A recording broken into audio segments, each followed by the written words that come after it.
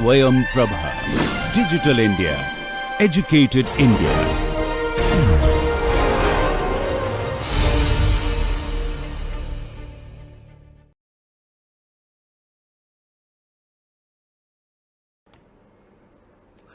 The first step is in this processor to get the projection of nth slice on n-1 slice. As a result, what you will see if we consider the case of the projection of nth slice contour on the n-1 slice contour, you will see something like this. Now, it is obvious that the region which is unsupported can be calculated by subtracting the upper contour from the bottom contour. Here you can see this is the contour corresponding to nth layer and this is the contour corresponding to n-1th layer. Hence, this region will require the support. How do we obtain this region? It is nothing but subtracting n-1th contour from nth contour. And as a result, that blue portion is highlighted here separately. So this is the support. Now, if this is the support, we are going to deposit a merge of this nth-1 contour and nth contour in the n-1th layer. Then only the nth layer will get support. That means this particular contour is what we will deposit. Of course, it will consist of two material, where this much will be approximately the support material and this much will be the main material. But as a whole, the material will be available in n-1th slice in this region. Now let us consider the n-2th layer and the projection of the material available on n-1th layer. And we have already seen this is what the material is available on n-1th layer. Therefore, now we will consider the projection of this green boundary in this particular diagram on the n-2th layer, and that is what is projected here. Now again you can see that the projection of the n-1th layer contour on n-2 will give you the region which will require support. That is not basically supported by the contours available in n-2, and this is that region. The same is highlighted here after subtracting the n-1th contour from n-1th material available contour, that is this one, and hence you got the area where you need the support. The projection of the n-1th layer contour on n-2th layer contour is also called as shade. So what you are seeing here are also called as shades. You can see one very interesting thing here. If this is the support required at n-1th layer and this is the support required at n-2th layer, you can see easily that there will be a common portion available in n-1 and n-2.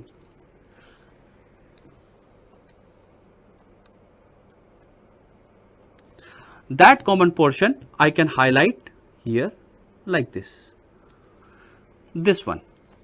This was already available or already required for n-1th layer. This portion is called as STL support or STL shade, and this one which just came up newly is called as fresh support. So there are now two types of support, STL support and fresh support. We will repeat the procedure and we will keep on calculating the regions for the support material, and you will find that this portion which keep on accumulating, that was everywhere common, will form a composite support kind of thing, and hence it may go up to even till the base. while this particular region is directly connected or directly attached with the main material. Hence, one can even think of utilizing two different methods of generating support, which is directly connected with the base, which is the common contour, and the support which is directly connected with the main material. It is also called as interface support. So this is how you can generate the support for all the slices, and hence you can proceed for generating the optimal contours. And this is how you can generate the support for each slice, and hence you can generate the support for entire part. Now let us solve this problem. It says generate the support for the given object utilizing the optimal slicing contour method. Show the stale and fresh support. So for example, this is our nth slice, this is n minus 1, this is n minus 2, this is n minus 3, this is n minus 4, 5 and 6. It can be observed here the contour which we will get by intersection of the object and nth slice will be, assume it that it is something like this. Assume that it is something like this.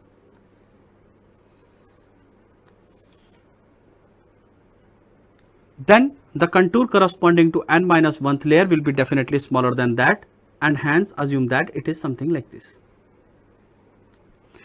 Further, it will keep on reducing. So let me just draw it approximately.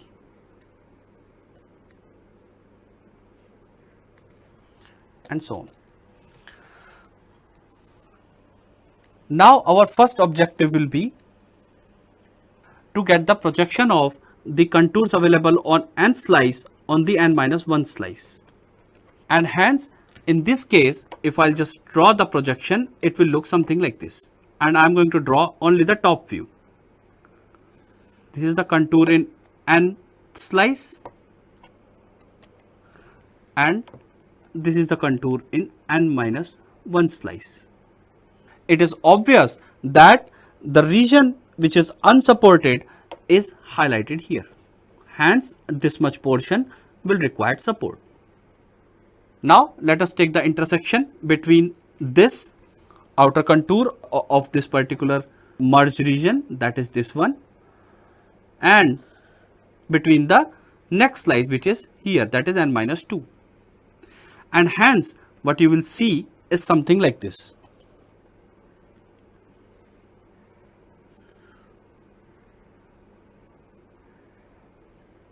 Now, it is obvious this much region was already requiring the support. Hence, this region should be considered as a stale support region. And this region, which I am double hatching here, should be called as fresh support region. Now, this is the way you can proceed further to find out the stale and the fresh support region. Let me just show in this diagram itself the summary of the support. So, the region which is supported here will form a composite support structure, and that should be called as stale support because it is common for all. And the region which is here will be called as fresh support. One can easily observe the thing here that the fresh support is directly in contact with the part, while the stale support is not in contact with the part. Therefore, I can use a different method of generating this stale support, and I can use a different method for generating this fresh support. Why so? Because this stale support forms a very big lump area. Because this stale support forms a very big lump volume, while the fresh support is directly in connection with the part. Hence, this fresh support should be in such a way that while removing this support, the part should not get disturbed at the interface. So, it is a very popular method and very much popular, particularly for FDM. Now, let us discuss about the optimal orientation of the object. The orientation of the part during its fabrication can affect its quality and cost. Following are the most popular models for obtaining the optimal orientation of the part. First is called as cost minimization model. Second is called as support minimization model. And third is called as multi-objective model. The cost minimization model basically minimizes the overall cost which is required to build the part. The cost required to build an object, which is represented here by CT or total cost, is nothing but the summation of the pre-processing cost C-pre plus the build cost, that includes the machine utilization cost for building the object, that is C-build or cost for building. C-mat, that is nothing but the material cost, which includes the cost corresponding to the main material as well as the cost corresponding to the support material. Then C-post, that is the cost corresponding to the post-processing of the object. For this cost model, we are assuming that the part is already available with us and no cost is required to create the model. Now let us discuss in detail about the cost involved in each and every component. So the first one is C-pre, that is the cost corresponding to the pre-processing.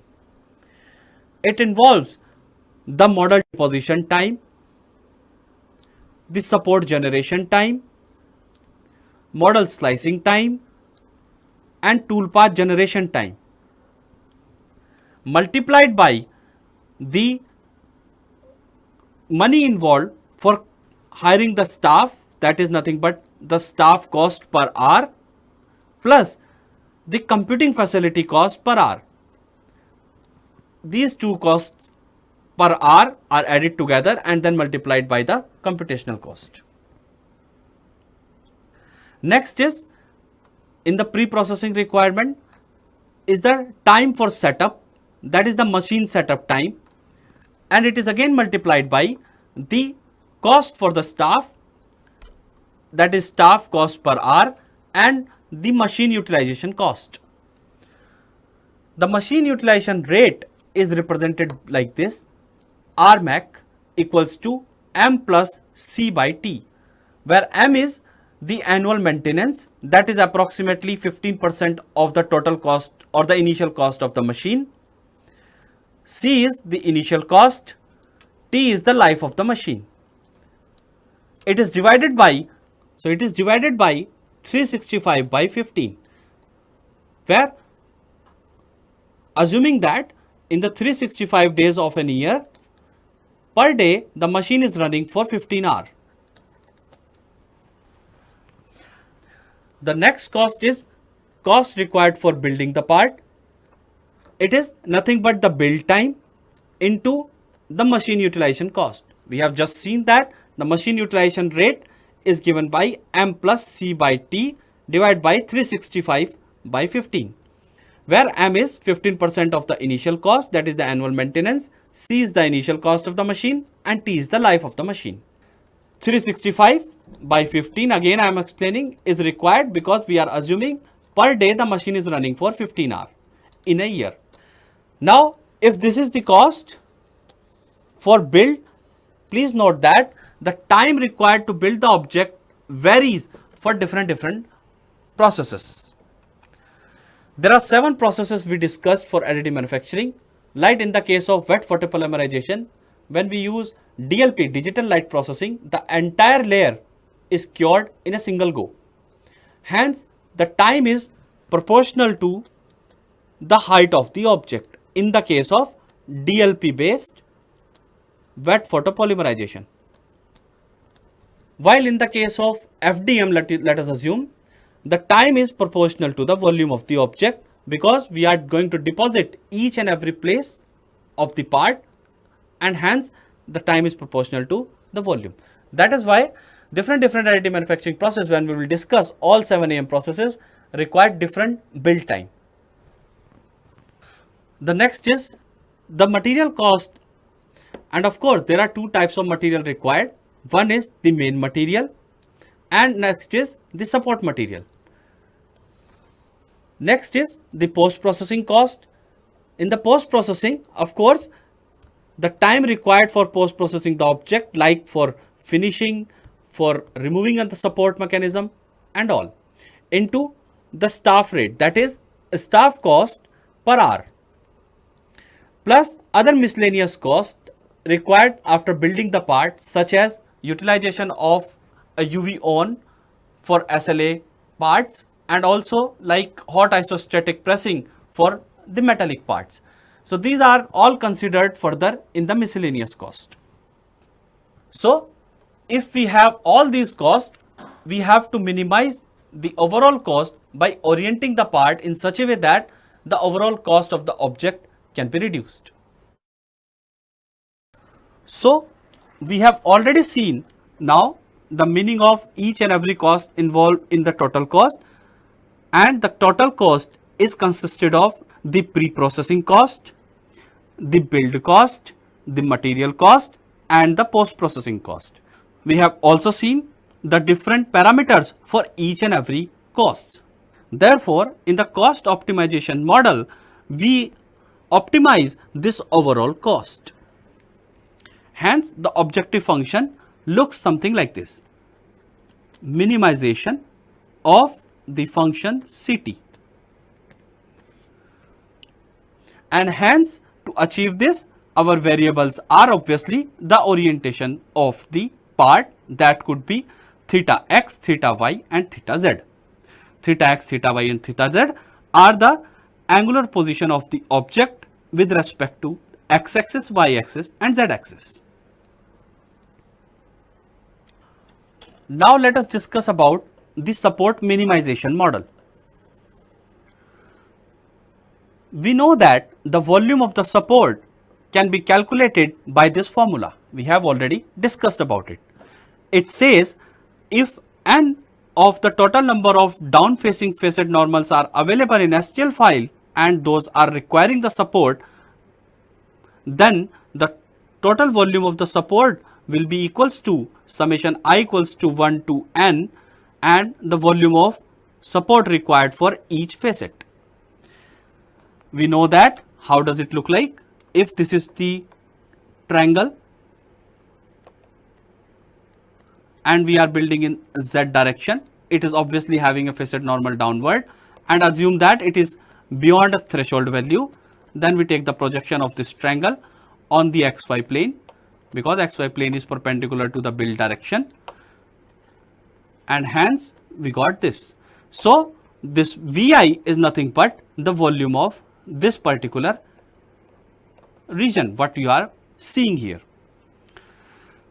It is obviously very easy to get, because we have already discussed how to get the projected area, and if I multiply this projected area by the average height Hi, then you can have the average volume of this particular region. How do we get Hi? It is obvious. You have the z component corresponding to each vertex. You just take the average of these three to get the Hi. Sometimes the triangle doesn't project down to the base, it may project to the part also. We have also seen such cases. In that case, the projection will not be on the base, it will be on the part. In a generalized manner, we can say that Ai is the projected area of facet I onto the horizontal slicing plane, and Hi is the average support height evaluated from the corresponding facet to either the platform or to the next intersecting facet, whichever is less. Here now the objective function is minimization of the volume VE of the support which we are generating in the entire object. And of course again the variables are theta x, theta y, and theta z. Theta x is nothing but angular position of the object about the x-axis, y-axis is theta y, and about z-axis is theta z. We keep on changing these variables until we get the minimum value of the volume required for generating the support. However, the orientation problem sometimes considered as the multi-objective optimization problem. The optimal orientation of the object is a multi-objective problem with an appropriate weightage for each of the individual criteria. These criteria could be, or you can even add further for particular AM, but some generalized criteria I am highlighting here. Those are: maximize the number of perpendicular surfaces, maximize the number of top facing horizontal surfaces, maximize the number of hole with their axes in the build direction, maximize the number of curved cross sections drawn in the horizontal plane, maximize the area of the base surface, and minimize the number of sloped surface, and minimize the number of trapped volume. Now let us discuss about each and every of these criteria in slight details. The first one is maximize the number of perpendicular surfaces. So let us consider a case. For example, we want to build this particular cube.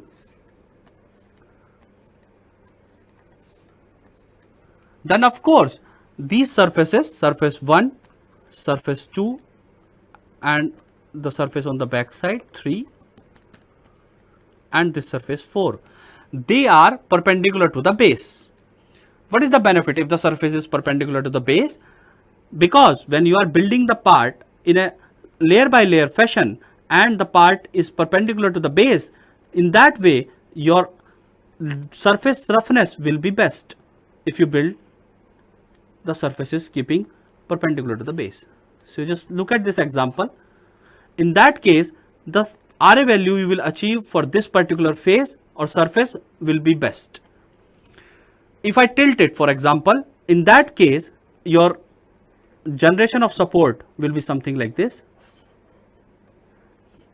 because this surface is not perpendicular to base, right? So you can see that the surfaces those are perpendicular to the base used to have the better surface finish compared to the surfaces those are not perpendicular to the base.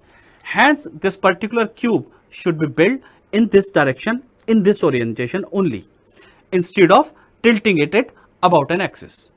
Of course, if you tilt it by 90 degree, then again the number of surfaces perpendicular to the base will remain same and hence it will not get affected. But if you tilt it by, for example, 45 degree, then in that case none of the surface will be perpendicular to the base.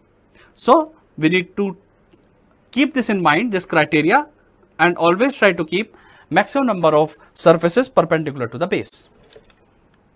Then next is maximize the number of up facing horizontal surfaces. So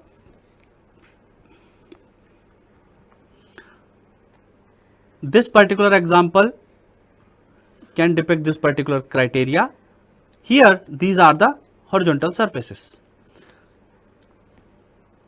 As many as surfaces, up facing surfaces, means their contact normal or facet normal is upward like this. We should have as much as possible triangles in such a orientation that their facet normal is upward along the build direction. Next criteria is the maximize the number of holes with their axis in the build direction. Now for example, you have a cylindrical object like this and it is having a hole here.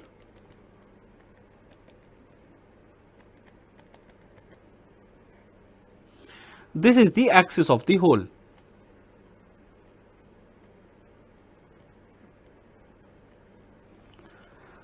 If the axis of this hole is along the direction of build, that is plus Z, then in that case there will be no issues and you can create the hole nicely. But if you are having a cylinder which is tilted like this, the same example I am considering, and in that case your hole is like this, means its axis is not along the build direction, you are building it like this. In that case what will happen, you may require some support here, and removal of the support in the hole is a very difficult task. That's why we should try to keep as many as hole axes parallel to the build direction. This particular criteria says maximize the number of curved cross section drawn in the horizontal plane. So if you are getting a cross section which is curved like this or any random curve, this type of curve should be more in the horizontal plane. If you are getting this cross section and you are building it in, for example, another direction, the issues may be there. I'll just give you a very simple example. For example, you have this object and it is extruded just like this. On the bottom side also it has the same profile. Now if I keep this curved cross section in the horizontal plane, that orientation will be best to build it. If I tilt it, in that case the cross section will be tilted also, and hence your part which you are building may not have very good surface roughness at the surface or at the boundary. Therefore it is desirable to maximize the number of curved cross section drawn in horizontal plane. Maximize the area of the base surface. Now for example, it is asked to build this particular part. Then it is desirable that the base surface area should be higher. Right now this is the base surface area A1, this is A2, and it is obvious from here that A1 is less than A2. While it is desirable that your base area should be maximum.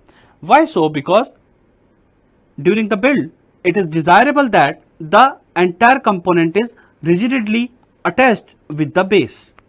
Otherwise the part may topple or it may disturb and move here and there, and hence your deposition may get disturbed. In other words, the CG of the part you are building should lie inside the component. It should not lie outside the component, because if that is happening, in that case also the part may get toppled when you will do some other operations over it. The next is minimize the number of sloped surface. So if there are sloped surfaces in the object, then we should try to minimize the sloped surfaces in such a way that your support will be of course less. This particular criteria is directly related to the support minimization criteria. Next is minimize the number of trap volumes. So for example, if you are building a part like this and you are building it by SLA, this particular criteria is most of the time valid for SLA process. In that case, when you are building it, the liquid material will be trapped here. This type of trap volume creates some issue during the build, and particularly when we spread a new layer of material. This phenomena we shall discuss in detail when we will discuss about the SLA process. So such volumes should be minimized. Of course, this volume will not get trapped if you just change its orientation of the part. But on the other hand, the support mechanism or the number of sloped surfaces will get increased. So we have to make a compromise appropriately. Therefore, whenever there is a multi-objective model, we should give particular weightage to each and every criteria, and hence then we should optimize this orientation problem appropriately to get the desired results. So for example, there are 7 weightages given to them, and the weightages may vary depending on the additive manufacturing process you are using. So with this, thank you very much.